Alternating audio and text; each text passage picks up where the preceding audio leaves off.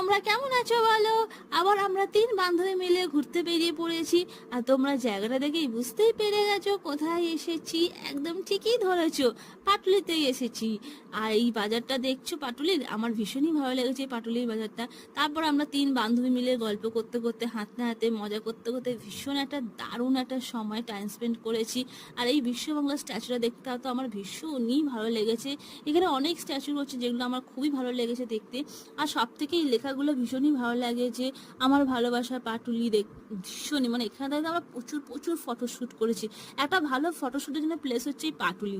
তোমরা আসলে সত্যি বলবো মন ভালো হয়ে যাবে। অবশ্যই অনেকেই এসে যাবে এবং অনেকেই আছো আসুনি, তারা অবশ্যই এসো আর পাটুলিটা ঘুরে যেও, ভীষণই ভালো লাগবে।